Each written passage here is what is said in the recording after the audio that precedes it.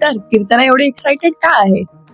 जसं की तुम्ही पाहिलं होतं Trimbakeshwar the hurt of Nashik या व्लॉग मध्ये आम्ही त्र्यंबकेश्वरचं दर्शन घेऊन निघालो होतो जळगावसाठी. तर कीर्तना चाललेली आहे तिच्या आजी आजोबांकडे, काका काकूंकडे सर्वांना भेटायला, आणि तिथे आमची आतू पण आलेली आहे. तर हा होता आमचा एक्साइटमेंट डान्स. चला तर मग पाहूया आम्ही जळगावला पोहोचल्यावर काय काय मजा केली आहे. तर नाशिक ते जळगाव आमचा सुखद प्रवास झाल्यानंतर आता आम्ही उतरलेलो आहे जळगाव स्टेशनवर. तर इथलं 42 ते 45 डिग्री सेल्सिअस तापमान कीर्तनालाही सहन नाही झाल्यामुळे तिने काढलेले हे तिचे सनग्लासेस आणि तो ती घालायचा प्रयत्न करत आहे, पण हा प्रयत्न असफल झालाय. तर असो, आमचे बाबांनी आमच्यासाठी रिक्षा शोधून आणलेली आणि आता आम्ही चाललेलो आहे घरी. पण हवा लागताच कीर्तना मॅडम इथे सुद्धा पुन्हा झोपलेल्या आहेत.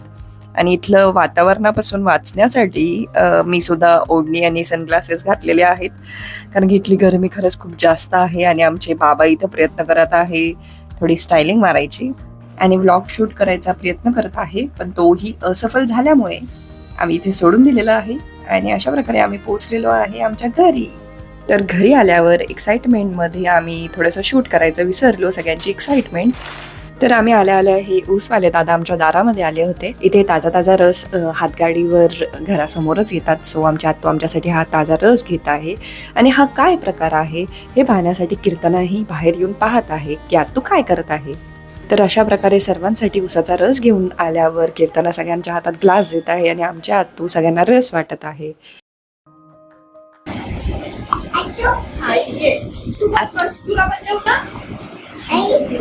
तर रस पिऊन आता आम्ही निघालेलो आहे बर्थडे लोकेशनला, म्हणजे आमच्या मोठ्या काकूच्या घरी. तर घरी आल्यावर आमचा दादा आम्हाला घेण्यासाठी एक्सायटेड होता, काकूही एक्सायटेड होती. तर आम्ही रिक्षातून उतरेपर्यंत कीर्तना दारामध्ये जाऊन पोहोचली होती. तर हा झोका कीर्तना व्हिडिओ कॉलमध्ये सतत पाहत होती, तर तिला खूप एक्साइटमेंट होती या झोक्याची. तर अशा प्रकारे घरात एंटर करताच आम्हाला हे डेकोरेशनचा सरप्राईज भेटलेला आहे आणि आमची काकू लागलेली आहे बर्थडे केक बनवायच्या तयारीला.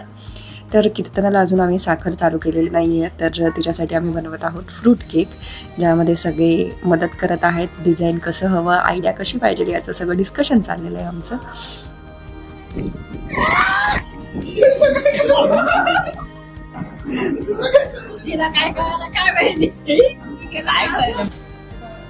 तर केक बनवता बनवता आमचं कलिंगड गेलेलं आहे वाटीमध्ये अडकून. तर बाबाही इथे आता आम्हाला मदत करायला लागलेले आहेत.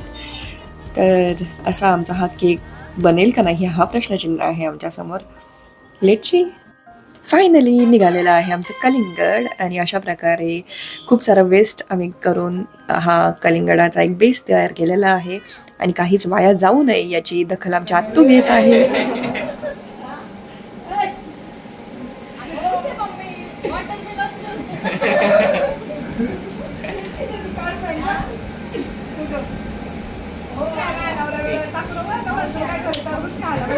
मी डायरेक्ट व्लॉग मध्ये टाकणार आहे आता. तर अशा प्रकारे केकची सर्व तयारी करून आम्ही लागलेलो आहे आता तयारीला. आणि इथे आमच्या उत्सव मूर्ती ही खूप एक्साइटेड आहे आणि सगळ्यांना मदत करत आहे तयारीसाठी. कसं करायचं सांग. सर्वजण सुंदर दिसावे याची पुरेपूर ती तयारी करत आहे आणि सगळ्यांना मिरा घालून देत आहे. सगळ्यांनी चांगली साडी नेसावी याची ती दखल घेत आहे. तर तयारी करत करत कीर्तना मॅडम गेल्या झोपी. तर ती झोपी गेल्यावर आम्ही केलं हे छोटंसं फोटोशूट. ती उठेपर्यंत आम्ही बोललो थोडंसं फोटोशूट करून घ्यावं. तर हे आहे आमचे फोटोग्राफर आणि ह्या आम्ही वेगवेगळ्या पोजमध्येही. तर अशा प्रकारे फोटो काढत आमचा जो गोंधळ चाललेला त्या गोंधळाने कीर्तना मॅडम इथे उठलेल्या आहेत आणि भेटत आहे तिच्या छोट्या दिदीला आणि मोठ्या दिदीला. तर कीर्तनाची बर्थडेची तयारी सर्व करून आम्ही ते तिच्यासोबत केलं छोटं फोटोशूट. आणि आता तिला लागलेलो आहे आम्ही ओवाळायला. जिथे की बड्डे जरी सिम्पल असला, साधा असला, तरी आमच्यासाठी हा खूप अमूल्य आहे, कारण की यातून जे प्रेम आशीर्वाद आम्हाला भेटत आहे ते खरंच खूप अमूल्य आहे. हा कीर्तनाचा जसा दुसरा वाढदिवस आहे तसाच माझा आई होण्याचं हे दुसरं सेलिब्रेशन आहे. तर प्रत्येक वर्षी आम्ही बड्डेचा असं काही प्लॅन करत नाही, पण प्रत्येक वर्षी एक ज्योतिर्लिंग करायचा आमचं हा एक निर्धार आहे. तर आमचा हा निर्धार पूर्ण करून आम्ही सर्वांना भेटावं अशी सगळ्यांची इच्छा होती, म्हणून आम्ही इकडे आलो होतो. पण आपल्या कामांमध्ये वर्षभर खूप बिझी असतो, तर असा काही क्षण आला तर खरंच खूप आनंद वाटतो. आणि खूप वर्षांनी आम्ही पण सर्वांना भेटलो, तर कीर्तनासाठी हा एक नवीन एक्सपिरियन्स होता. तर आम्हाला खरंच खूप मजा आली या एक्सपिरियन्समध्ये. तर इथे अजून एक ट्विस्ट आहे, जो मी व्हिडिओच्या शेवटी तुम्हाला सांगेल, तर व्हिडिओ नक्की शेवटपर्यंत पाहाल. तर अशा प्रकारे कीर्तनासाठी फ्रूट केक आम्ही कट केलेला आहे आणि केकचा पुरेपूर आनंद घेत तिने हे द्राक्ष बाजूला काढलेले आहे आणि खात आहे. तर बरेच जण मला बोलतात, का तिच्यावर एवढी सक्ती केली जाते, का तिला साखर दिली जात नाही.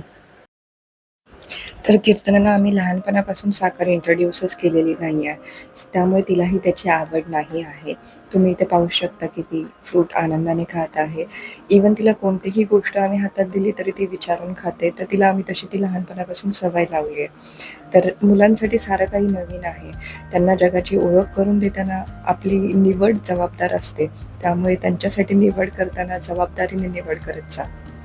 तर जोपर्यंत पॉसिबल आहे तोपर्यंत तिला साखर न इंट्रोड्यूस करायचं हे माझं हेल्थ चॉईस आहे तिच्यासाठी. तर असो, तर आता आम्ही आमच्यासाठी कट करत आहोत हा मावा केक. तर कीर्तनाला जसे 2 वर्ष पूर्ण झालेले आहेत, तसे मलाही आई होऊन 2 वर्ष पूर्ण झालेले आहे.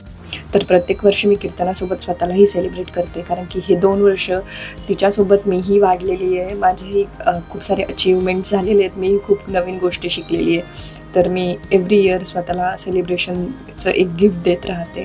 तर ह्यावर्षी मी स्वतःला दिलेलं आहे.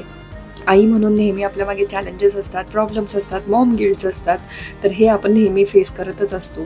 तर ह्या सगळ्या गोष्टींना तुम्ही प्राऊडली हँडल केलेलं असतं. तर त्यासाठी हे सेलिब्रेशन तुम्ही तुमच्यासाठी नक्की करा. तर बड्डेचं सेलिब्रेशन झाल्यानंतर लागलेली भूक, तर इथे आमचा हा पारंपरिक बेत आहे पुरणपोळीचा. बघा गेट टू स्माईल. स्माईल म्हणते माझी.